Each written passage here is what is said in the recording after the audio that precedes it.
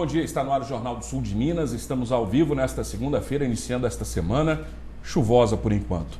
Hoje, 4 de fevereiro de 2013. Seja bem-vindo à TV Poços. Nós vamos falar a respeito de educação, vamos dar continuidade no assunto que vimos abordando a respeito da educação. As suas participações são sempre importantes através do telefone 3721-6955.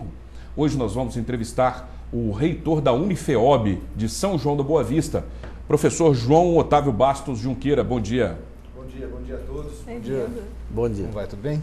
Seja bem-vindo novamente. Eu que agradeço o convite de estar aqui. É sempre um bom papo e a gente pode desenvolver bem os assuntos a respeito, né? A gente também dá o bom dia aqui para o José Lauro Vieira, nosso sempre presente colaborador. Bom dia, Fábio. Bom dia, professor João. Bom dia, Carol. Bom dia, Poços de Caldas e região. Carol Afonso, bom dia também. Bom dia, tudo Fábio. bem? Bem-vindo, João, José, muitos Jotas aqui hoje. Ótimo dia para você. Um pouco mais de chuva também vai ser bom, né? Bastante chuva, ainda mais para você, né? José, que está sempre aí nas construções, a chuva atrapalha um pouquinho, mas ela é bem-vinda. Uma ótima semana para você. Participe até às 9 ao vivo, 3721-6955 pelo telefone e pelo Messenger. Eu já estou online no Jornal do Sul de Minas, @hotmail.com. Pois é, e a gente começa falando a respeito já da educação e da acessibilidade a esse tipo de ensino superior. Por exemplo, que hoje em dia ele é muito aberto a todos, ele é de fácil acesso. O FIES, por exemplo, facilita isso, né? Ontem, inclusive, teve uma ação aqui em Poços de Caldas da Unifeob que apresentou um pouco mais desse projeto, desse programa que é tão disponível. Sabe que o Brasil tem um dos piores índices, inclusive comparados aos nossos vizinhos aqui da América do Sul, de porcentagem dos jovens entre 17 e 24 anos. Nós estamos abaixo dos 15% e a meta é chegar a mais de 30%. Nós estamos abaixo de países como, por exemplo, Argentina, Chile, Uruguai, todos no nosso entorno, para não comparar com os países desenvolvidos da Europa, por exemplo. Então, a pergunta que fica é a seguinte: faltam vagas? Faltam sim. Principalmente nas públicas, você tem aí a demanda que tem no ensino gratuito. O que acontece nessa equação toda é que fica muita gente de fora. Você não consegue atender a todo mundo com ensino gratuito como a Constituição prega. Então aí entra as universidades particulares, no nosso caso, que é uma instituição comunitária, uma fundação sem fins lucrativos, fazendo esse papel do Estado, né? Levando a oportunidade aonde o Estado não consegue chegar. Mas aí continha outro impedimento. Como nós não temos subvenção nenhuma pública, nós vivemos e mantemos as nossas estruturas, os professores, às custas da mensalidade dos alunos, né? É o nosso jeito de sobreviver. E aí tinha essa dificuldade, né? Todo mundo que tem a disponibilidade de arcar com o seu ensino superior, embora seja absolutamente necessário para um país que quer ser desenvolvido. Um país que ocupa a 6ª posição mundial na economia e ostenta índices medíocres de ensino, né? Nós estamos abaixo da posição de número 60 nos rankings educacionais. E aí tem essa dificuldade, como é que faz? E aí entra a figura do FIES, do novo FIES, que talvez seja um programa de maior inclusão educacional do país dos últimos tempos, que não é nada dado, né? Tem essa questão da dignidade, que a pessoa ela financia o seu estudo, sob condições absolutamente favoráveis. Para você ter uma ideia, são juros de 3% ao ano, né? E você vai começar a formar começar a pagar um ano e meio depois de formado. E uma coisa é um aluno, professor, você pagar mensalidade com as despesas de material escolar, transporte, estadia, alimentação e sendo estudante. A outra é ele pagar mensalidade lá depois do ano de primeiro, sendo um advogado, sendo um veterinário, sendo um médico, sendo um enfermeiro, seja lá o que for. E nessa taxa de juros. E são prestações fixas. A pessoa contrata o FIES hoje, até 100% do FIES, e sabe, desde hoje, qual o valor em reais que ele vai pagar um ano e meio depois de formado. Quer dizer, não tem surpresa, né? Não tem problema de bolha inflacionária, que seja lá o que for. E um outro detalhe, as pessoas não precisam de fiador. Algumas instituições, como a Unifeob, aderiu a um programa de um fundo garantidor em que a pessoa não precisa apresentar o fiador. A própria instituição fia esse aluno na certeza de que ele vai se dar bem profissionalmente. E a partir disso a gente criou uma série de mecanismos, principalmente nas licenciaturas. A gente estava aqui fora do ar, antes de começar o programa, conversando sobre isso, na necessidade de formar professores. E esse programa tem uma outra particularidade que eu acho extremamente útil a gente divulgar isso, uma utilidade pública mesmo. Muita gente não sabe disso. E no Brasil a gente tem uma cultura muito ruim de achar que financiamento é dívida. E às vezes a gente financia bens materiais como carro, moto, e eu não estou dizendo para não fazer isso, mas é só um termo de comparação. Com juro de 1,5% até 1,90% ao mês, acha que está fazendo um grande negócio. E ao final do financiamento você pagou 2, 3 veículos e o teu veículo já não vale nada, porque já depreciou nesse tempo. Com certeza. E a educação é o contrário, né? Quanto mais o tempo passa, mais vale o teu conhecimento, mais você fica melhor profissionalmente. Então tem essa dificuldade cultural, né? Não vou me endividar, mas isso não é dívida, isso é investimento. Imagine um garoto de 18, 19 anos dizer para o pai o seguinte: pai, eu não preciso mais que você me sustente. Questão de autoestima até. Por quê? Porque agora eu vou pagar meus estudos. Mas como você não entende? Eu vou pagar depois de formado com o meu diploma, com o meu trabalho. Então é um programa que a gente precisa ajudar a divulgar. Só para fechar a janela que eu abri da questão da licenciatura, um outro detalhe é que quem formar nas licenciaturas, seja ela qual for, e for lecionar na rede pública de ensino, tanto municipal como estadual como federal, para cada mês trabalhado que você trabalha, e não tem nada a ver com desconto de salário, basta você trabalhar na rede pública, 1% do teu financiamento é perdoado, é quitado. 1%? 1%. Isso significa dizer que se você trabalha 100 meses, você zerou o teu financiamento, sem você pagar um centavo. 100 meses são aproximadamente 8 anos e pouco, não é isso? Isso.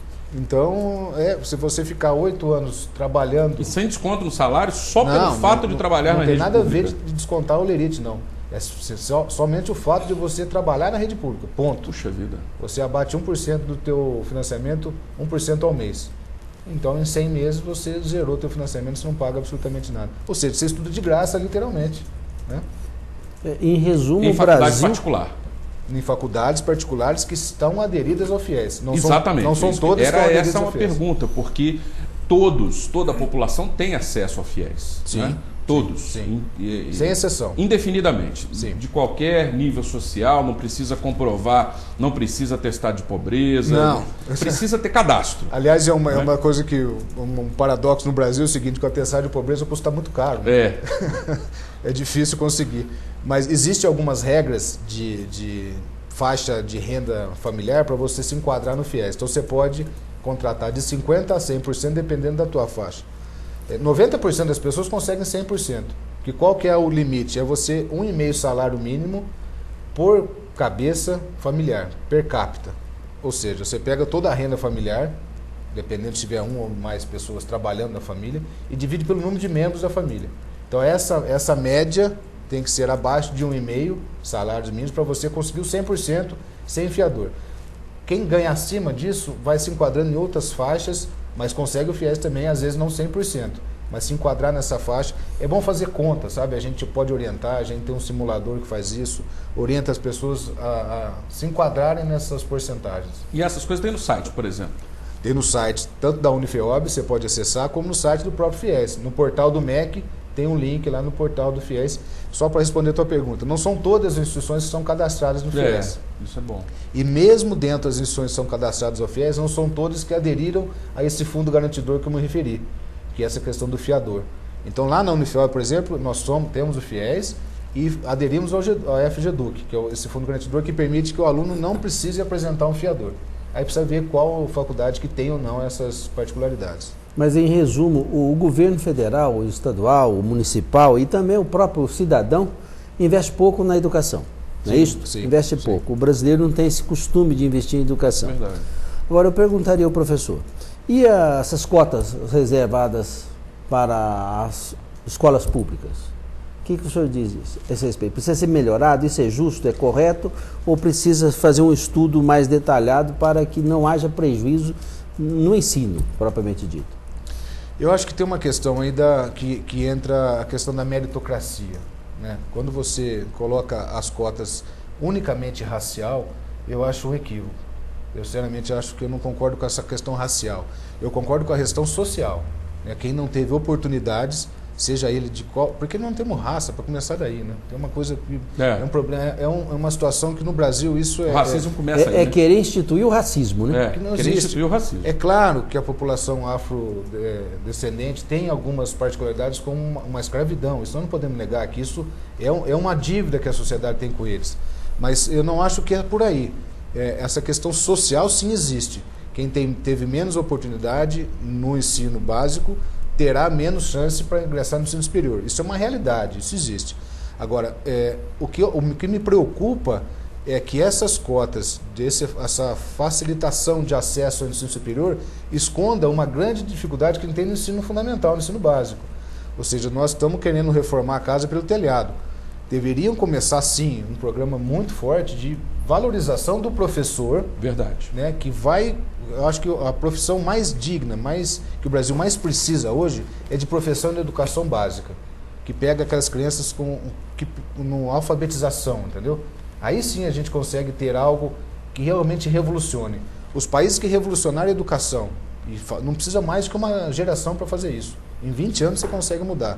Como a Espanha, a Irlanda, a Coreia do Sul, não começaram tendo mais acesso à universidade, eles começaram tendo uma boa educação na educação básica, nos primeiros anos de escolarização. Aí sim você consegue mudar um país. E essa questão da cota, eu acho que seria assim, algo que fosse transitório, temporário e que tivesse ligado à questão social e à meritocracia. Ou seja, os melhores alunos da rede pública teriam acesso a uma cota, a uma reserva nas melhores instituições. Isso eu acho que seria um bom caminho para a gente começar a tirar essa dificuldade. Paralelo... Pelo desempenho. Pela meritocracia, exatamente. Paralelo a uma revolução educacional que a gente há décadas escuta que vai haver e até hoje nós não vimos. Né? Que passa também pela valorização profissional. Verdade. Um professor que era respeitado como... Era a autoridade da cidade. O professor do grupo escolar, né? Digamos, para a nossa geração um pouquinho mais errada. Mas hoje não, né? E eu acho que essa vai mudar. Vai mudar, professor, inclusive para uma questão de demografia. As famílias estão tendo cada vez menos filhos, de uma maneira geral. A verba educacional continua fixada em 25% dos orçamentos. Então, o que a gente prevê, isso eu estou falando no longo prazo, é que vai haver mais dinheiro para a educação do que tem hoje. Per capita, você vai ter mais recursos para a educação. Espero que isso se confirme. E ainda mais com esse debate agora do pré-sal, né, que vão destinar 100% dos royalties para a educação. Se isso não ficar pelo caminho, não ficar tomara que aconteça, tomara que pegue, né? E não ficar pelas curvas, né, dos trâmites. Que não tenhamos muitos aproveitadores dessa situação. A gente vai fazer um breve intervalo, é importante a sua participação nesta rica discussão, nesse rico debate que apresentamos hoje sobre educação. Nosso telefone é 3721-6955, você participa também pelo MSN, pelo Messenger, Jornal do Sul de Minas, @hotmail.com e também na rede social no Facebook, www.facebook.com/Jornal do Sul de Minas. Dê um curtir, mande a sua pergunta, a sua opinião, a gente também faz essa participação ao vivo aqui. Nós vamos ao intervalo e voltamos em instantes.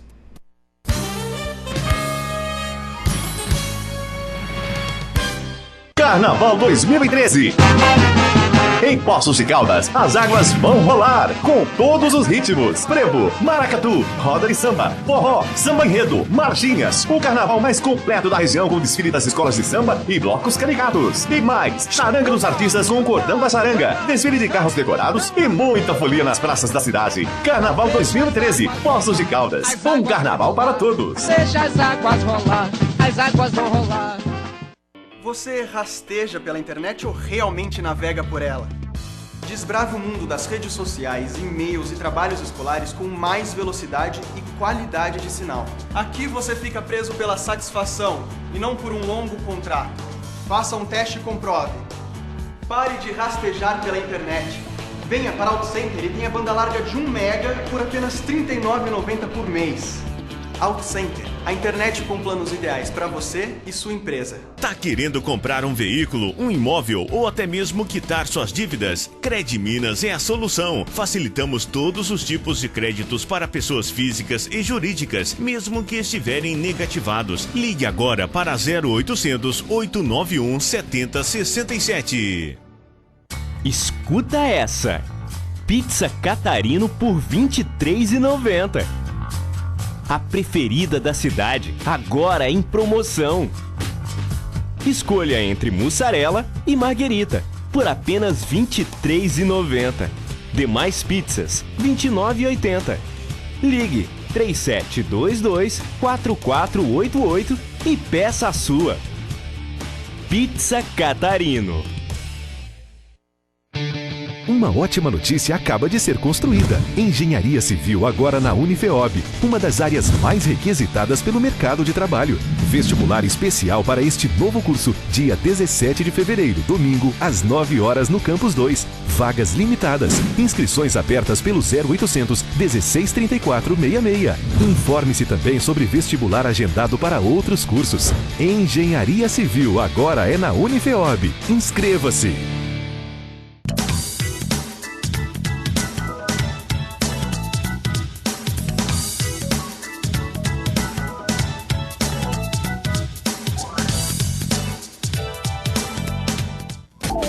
Este programa tem o apoio cultural da Renovias.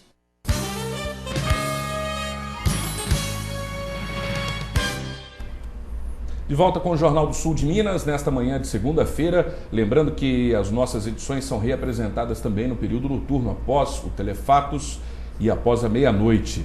Hoje recebendo o professor João Otávio Bastos Junqueira, reitor da Unifeob. Até então falamos a respeito de financiamento para o ensino superior, como é o caso desta instituição de ensino, que tem esse convênio, que é o FGEDUC, né?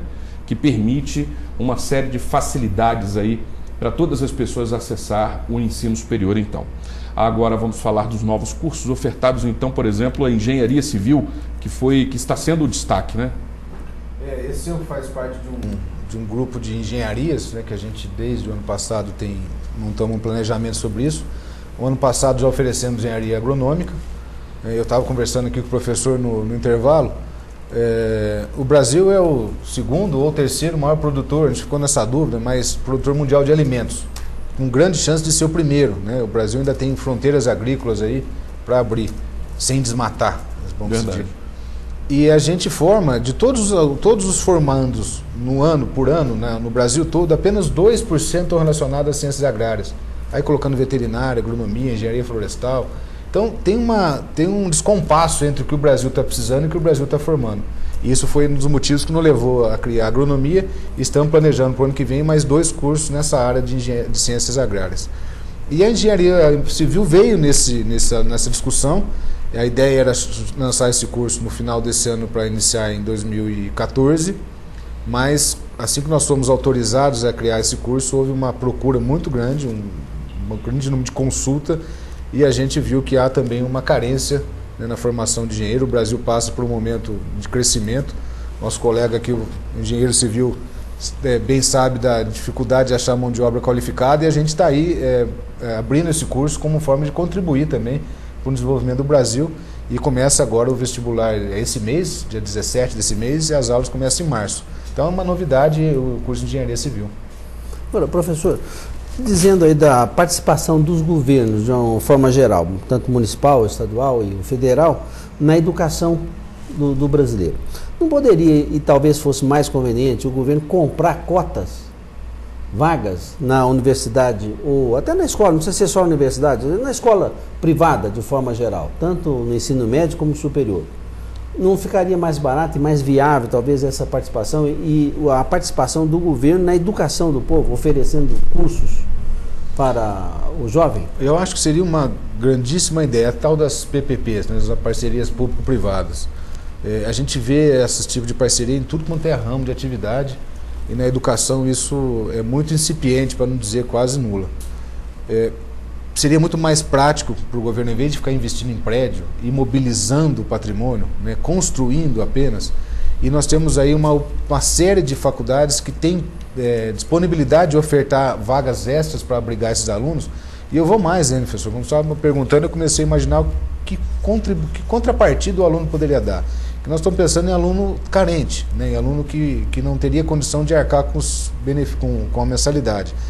Por exemplo, o aluno poderia ser, como contrapartida, trabalhar no governo, né, ter salário, não é trabalhar de graça, não, mas ter essa possibilidade. A gente vê, por exemplo, o caso de médico.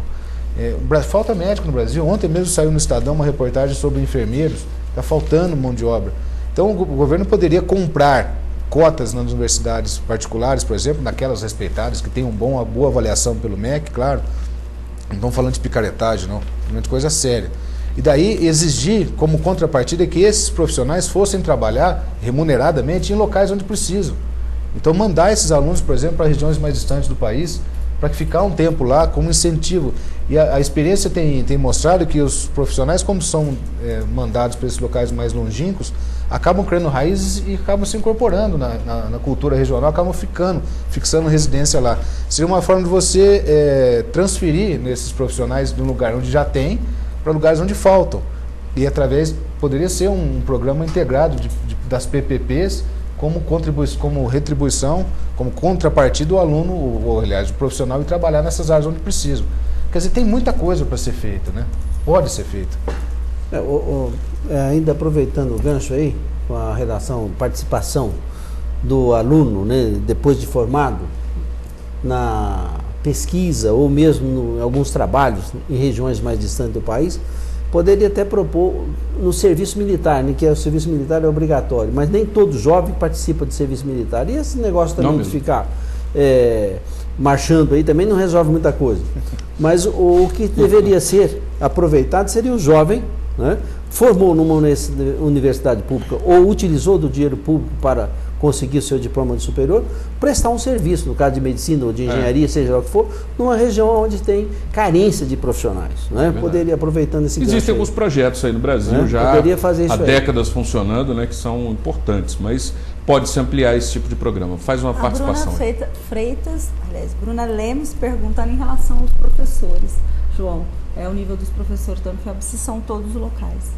Não são todos os locais, nós temos professores de todas as cidades da região. A gente não faz nenhuma absoluta distinção com isso. A distinção que a gente faz é com relação à qualificação. As pessoas precisam tem que ter mestrado, pós-graduação. É obrigatório, nenhum professor de faculdade, de ensino superior, pode ter apenas a graduação. Condição que impera é que o professor tenha pelo menos uma pós-graduação. E hoje é uma característica a pessoa fazer a graduação e já buscar uma pós-graduação, posteriormente ainda o mestrado e talvez uma continuidade na carreira acadêmica, né? O conhecimento é muito provisório, né? E cada vez menor o tempo de duração, digamos assim, do conhecimento. Hoje, quem em curso de 5 ou 6 anos, quem está terminando o curso, o que está sendo ensinado no primeiro ano já é diferente do que quem está terminando. Tal a velocidade das informações que vão mudando. Então, a questão da educação continuada é algo que não tem como escapar, né? Você não pode... Aliás, o termo está errado. Quando você termina a graduação, você não está formado, você está começando, né? Então, isso você jamais vai estar formado. Porque a velocidade, como eu disse, do conhecimento é muito rápida. Formação diária, né? Tem que ser atualizada sempre. Então, os cursos de especialização, de pós-graduação, de atualização, seja ele quais forem, o profissional tem que estar continuamente sendo educado. E esse é o grande diferencial de um profissional.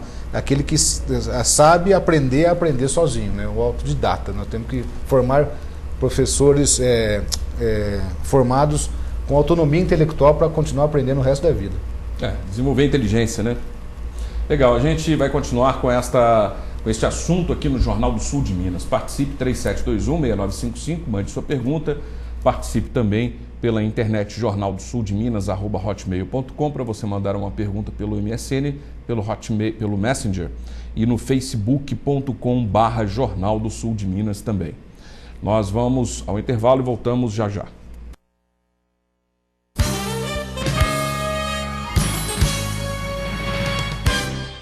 Há 80 anos, a Fungotac cuida do bem-estar da população carente de Poços e região, oferecendo atendimento gratuito nas áreas de pediatria, odontologia, neurologia e pré-natal. Na creche, mais de 160 crianças têm acesso à educação, 5 refeições, brincadeiras, atividades físicas. Tudo isso só é possível graças à sua doação. Faça parte dessa história você também. A Fungotac é a minha vida. Colabore você também com ela. Venha você fazer parte também dessa causa. Você é muito importante para nós. Doações 3729-6500. Stand-up de Boteco, no Boteco Santa Rosa.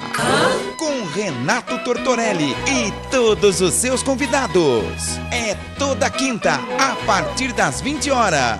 Informações 35 8843 9321. Apoio Cultural, TV Poços Cultura e Lazer na sua TV.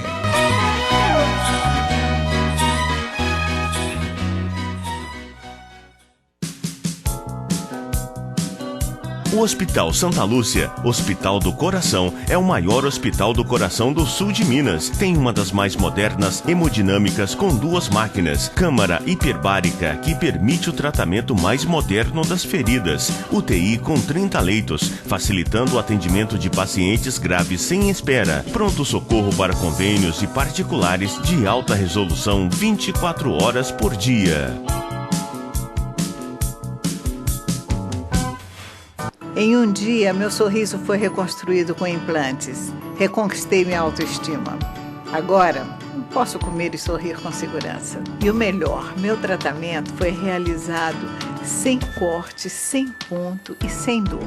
E em apenas um dia.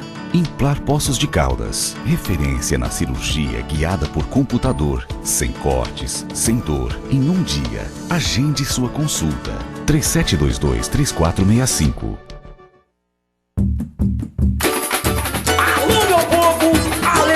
Geral no Carnaval da TV Poços. Alô meu povo, alegria geral. Na TV Poços vamos ver o Carnaval. Alô meu povo, alegria geral. Na TV Poços vamos ver o Carnaval. A liberdade existe, está em nosso coração, coração. Tantos anos juntos, de notícia e comunicação. Vou falar de quem eu gosto, vou falar da TV Poços, nossa TV companheira. As notícias da cidade e também da região. Na TV Poços sempre tem informação. São muitos anos de integridade. TV Poços, orgulho da cidade. São muitos anos de telejornal. É a TV Poços também nesse carnaval. São muitos anos de integridade. TV Poços, orgulho da cidade. São muitos anos de telejornal. É a TV Poços também nesse carnaval. Apoio Prefeitura Municipal de Poços de Caldas, Auto Ônibus Circulare, Arte Minas Planejados, Subway, Lagar Peugeot, IG Piscinas, Drogaria Central e Ortobon Colchões.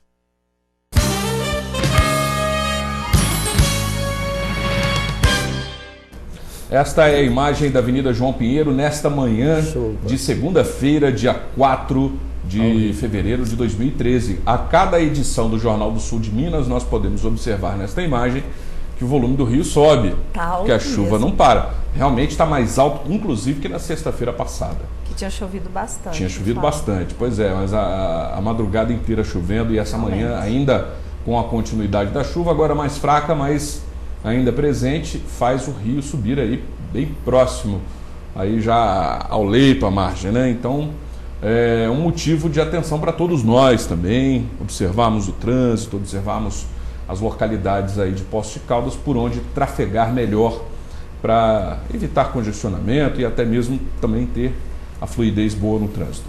É muita água, Fábio. Oi? É muita água, muita chuva, mas o nível das barragens ainda continua muito baixo. Verdade, verdade.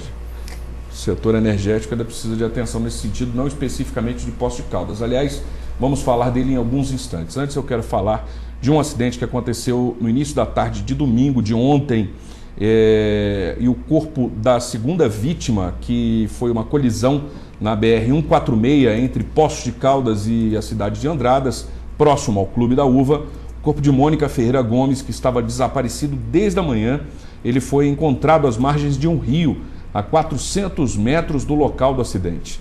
A suspeita é que ela não estivesse usando o equipamento de segurança, o cinto de segurança, por isso tenha sido arremessada para fora do carro. Os bombeiros já haviam confirmado a morte do soldador Lucas Emanuel de Siqueira, de 25 anos, ele morreu no local do acidente. Outras duas mulheres, Flávia Maria dos Santos, de 25 anos, e Franciesla da Costa, de 23 anos, foram socorridas e estão aqui nos hospitais de Poços de Caldas. Ainda a respeito do setor energético, falando então do Departamento Municipal de Eletricidade e suas empresas, né, a partir do DME Participações, recebeu aí uma nova diretoria. Então, no setor elétrico, no setor energético, na DME Distribuição, veio o carioca engenheiro Álvaro Miranda. E aqui em Poços de Caldas, assumindo então a direção, a superintendência da DME Participações, Miguel Gustavo Junqueira Santos, que já faz parte do staff da equipe de trabalho do DME e assume agora esse cargo por indicação do prefeito Heloísio do Carmo Lourenço. Nós temos a reportagem da coletiva, como foi, vamos assistir. O engenheiro eletricista Álvaro Luiz Amorim Miranda foi o nome anunciado para assumir a diretoria da DME Distribuição. Álvaro era funcionário de Furnas e foi cedido para assumir a empresa. Já Miguel Gustavo Junqueira Santos, que já era funcionário do departamento, foi indicado para ser o diretor da DME Poços de Caldas Participações S.A., além de assumir a função de diretor superintendente da DME Energética. O prefeito Heloísio afirma que o principal quesito para a escolha do diretor da DME Distribuição foi o conhecimento técnico que ele possui. A escolha do Álvaro, ele foi uma escolha onde nós temos, né, alguns amigos que trabalham no setor elétrico, pessoal especializado de Furnas, principalmente, que me deu um auxílio em relação à análise de documentos do DME e para traçar um perfil do que nós precisávamos para fazer os investimentos necessários, para fazer um desenvolvimento do departamento. Álvaro recebeu o convite da diretoria de Furnas e sabe que irá encontrar um grande trabalho pela frente. Eu conversei com o doutor Heloísio, ele me entrevistou, ele achou que eu atendia aos anseios dele e aí ele oficializou o convite, mandou uma carta para o Ministério poder me liberar. A diretoria de Furnas aprovou essa liberação e hoje eu estou aqui. Além dos diretores, o prefeito anunciou os conselheiros de administração do DME, Volney Lago, Sérgio Krizansky, Celso Moreira da Fonseca e Ronaldo de Oliveira Garcia. A gestão administrativa do DME vai ter uma atenção toda especial, por isso que o Álvaro está indicado lá como sendo o diretor e eu tenho certeza que esse é o nosso grande desafio. Em relação à holding, em relação à energética, é realmente a gente crescer, fazer os investimentos necessários para que a empresa cresça cada vez mais e a prefeitura tenha cada vez mais o retorno como é determinado pelo estatuto, pela lei do próprio departamento. Muito bem, que os novos diretores aí possam conduzir os destinos da empresa no sentido da prosperidade.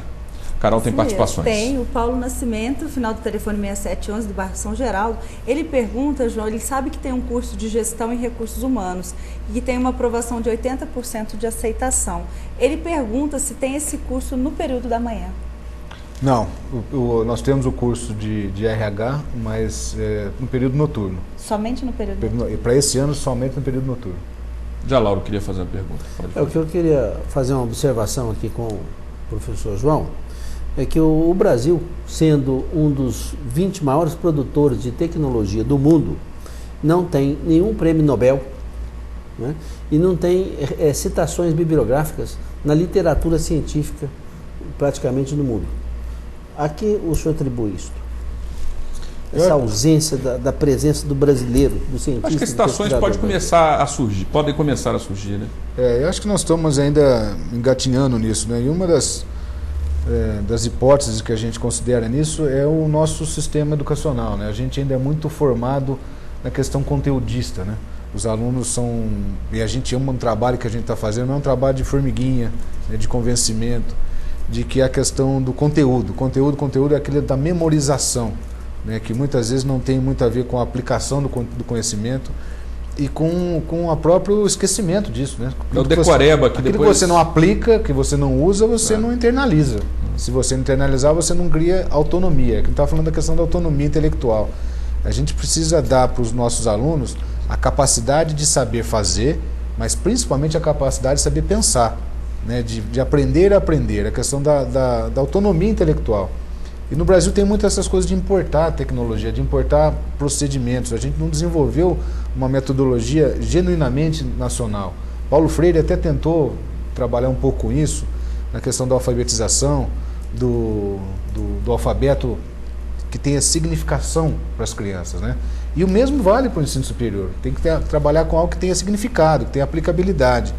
E essa questão do Ctrl-C, Ctrl-V, ou seja, de copiar e colar tecnologia, inclusive metodologia educacional de outros países, não necessariamente dão certo para a gente. Então a gente tem que criar a nossa metodologia, principalmente, volto a insistir, nessa questão da autonomia intelectual, das pessoas saberem aprender a aprender. Eu acho que por aí seria o passo, professor, da gente ter um país, você pega instituições como nos Estados Unidos, Harvard, Stanford, cada uma delas tem dezenas de prêmio Nobel, né? E a gente, um país nessa dimensão continental, não tem nenhum ainda. Né? E é claro que isso é apenas um indicador, tem outros indicadores que nós vamos bem, mas é simbólico isso, é emblemático, né? Que um país nas nossas dimensões, nosso nível de riqueza natural, de povo, não tenha conseguido nenhum prêmio Nobel ainda. Até porque existe aí toda a característica brasileira, a criatividade, uma delas, né?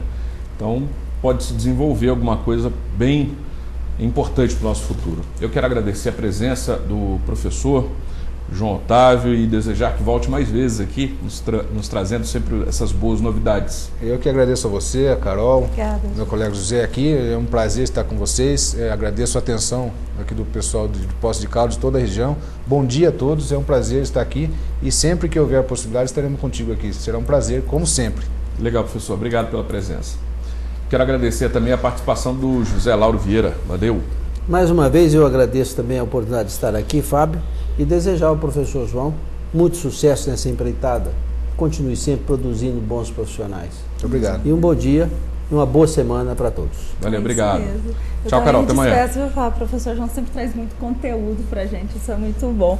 Uma ótima semana para você, amanhã a gente está de volta. Até lá. Também desejo felicidades, boas conquistas nesta semana. Amanhã é terça, estaremos juntos de novo. Tchau, até lá.